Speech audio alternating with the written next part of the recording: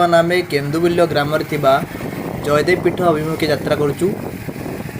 यही जयदेव पीठ रही कटक ठारू दीर्घ 35 किलोमीटर दूर एवं भुवनेश्वर पाखापाखि 25 किलोमीटर दूर रही। तेज केन्दुबिल्ल ग्राम जन्मग्रहण करते भक्त कवि जयदेव। आपण मैंने जानिथिबे जयदेव जी कि गीत गोविंद रचना करते एवं दशावतार भजन लिखते संस्कृत में। तेज ये जो पाचेरी आप देखुवे ये पाचेरी हूँ जयदेव पीठर पाचेरी, जहाँकि दीर्घ 17 एकर जमी चारिपटे यही पाचेरी को निर्मित कराई।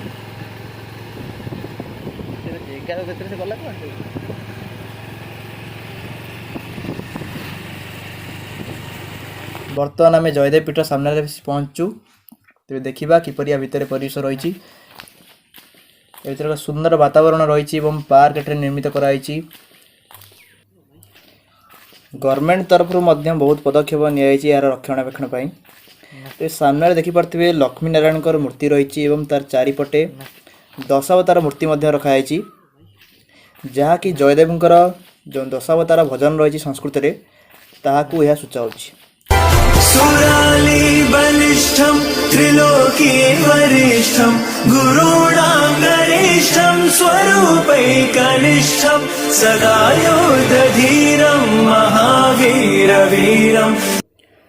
ए हूँ जयदेव संग्रहालय।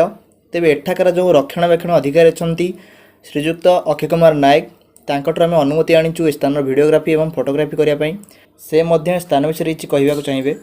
मो ना हूँ अक्षय कुमार नायक। जयदेव होती आम जगन्नाथंकर जड़े परम भक्त जे गीत गोविंद लिखि। फर्स्ट गीत गोविंद से 10 अवतार लिखि। जो 10 अवतार प्रथम अवतार हूँ मीन प्रलय पयधि जले दूतवानसी वेदं विहित बहिते चरितम खेदम केशव द्रुत मीन शरीर जय जगदीश हरे।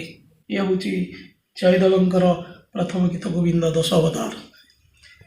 जयदेव केन्दुबिल्ल ग्राम रे जन्मग्रहण करते। केन्दु गछ बेल गछ अधिक थिबारु या ना केन्दुबिल्ल रखा जाइछि। आपण ए जो म्यूजियम भीतर जो द्वादश माधव देखुछंती एटी द्वादश माधव रे एकादश माधव रखा जाइछि। यही माधव ना अनुसार ये जो 17 एकर जयदेवंकर गोटे पार्क करा जाइछि। आदरे द्वादश कुंज बा द्वादश स्वर्ग तैयारी करा जाइछि।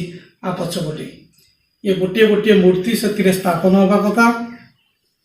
वर्तमान कौन कारणवश से स्थापन कर जेहेतु भी बाहर लगे से सिक्यूरीटी दरकार। एणुक सरकार संग्रहालय भितर आपको रखी। जयदेव मेन जयदेव श्रेष्ठ कवि हिसाब से जो मान्यता पाई आम उपेन्द्र मंज लिखिं जयदेव दीनकृष्ण पादरे शरण आउ सब कविकर मातिष्के चरण। कारण जयदेवंकर सो गोटे पद सो जगन्नाथ आसी पूरण कर दे जाइथिले। से पदटी हूँ मर गरल खंडन मम शिरसी मंडन देही पद पल्लव मुदार। यही जो पदटी जगन्नाथ जयदेव लिखा जाऊे से द्वंद्व बढ़ीगले ए पदटी लिखिले काले प्रभु को अवमानना हम। ता अर्थ हूँ राधाकर पाद भगवान को मुंड उपर रहिबो, जड़े स्त्रीर पाद ता स्वामीर मुंड उपर रहिबो। एटा केते यथार्थ लिखिबी कि नहीं। जयदेव द्वंद्व पड़गले। जयदेव लक्ष्मी रखिदे प्राची नदी की स्नान करने चलीगले। यही टाइम सोम प्रभु जगन्नाथ भाविले मो भक्त जहाँ भावुची ठीक लिखिपार नहीं। जयदेव स्नान करने प्राची नदी की जाइछंती। सोम जगन्नाथ जयदेव शरीर रे गाधेकी घर को आसिले घरे स्त्री पद्मा थिले। से जानले मो स्वामी गाधेकी आसिले सी कहीं जान सोम जगन्नाथ आछंती। सी खाइबा बाड़ी देले। जयदेव रूपी जगन्नाथ बसी खाइले। खाई साइला परे तांको कक्षे शोइले। पद्मावती तांको पद सेवा कले। तापरे आसी तांको अंगठा थाली बसी खाउछंती। एई टाइम रे प्रकृत जयदेव जी गाधे जाइथिले से गाधेकी फेरिले। से दूर थाई लक्ष्य करुछंती पद्मा खाउछंती। से मन मन जयदेव भावुछंती मु न खाइले पद्मा केबे खांतीनी। आज कौन पद्मा खाउछंती। पद्मांकर नजर जयदेव को ऊपर पड़गला। पद्मा भावुं यार ये तो गाधेकी आसिले मुझे खाइबापी देली। ये खाई शोइले मुझे पद सेवा करी थाली रे खाऊँगी। ये कौन फेर गाधेकी आसुँच। दुई जनकर ये चिंता भितर जयदेव आसी पद्मावती पाखे पहुँच जाते।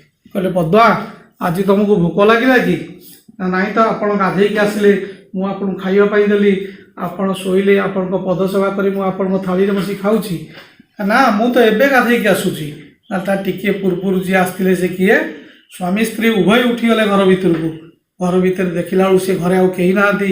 ସେ ଘର ଚନ୍ଦନ କର୍ପୂରେ ବାସ୍ନା ହେଉଛି, କିନ୍ତୁ ସେ ପଦଟି ଲେଖା ହେଇଯାଇଛି, ଏହି ପଦ ପଲ୍ଲବ ଉଡ଼ାଣି। ଜୟଦେବ କହିଲେ, ପଦ୍ମାବତୀ ତମେ ହେଲ ଭାଗ୍ୟବାନ, ସ୍ୱଚକ୍ଷୁରେ ପ୍ରଭୁକୁ ଦର୍ଶନ କଲ, କିନ୍ତୁ ଚିହ୍ନି ପାଇଲନି। ତମେ ଯେଉଁ ପ୍ରସାଦ ଖାଉଛ ସେ ସାଧାରଣ ପ୍ରସାଦ ନୁହେଁ, ସେ ମହାପ୍ରସାଦ।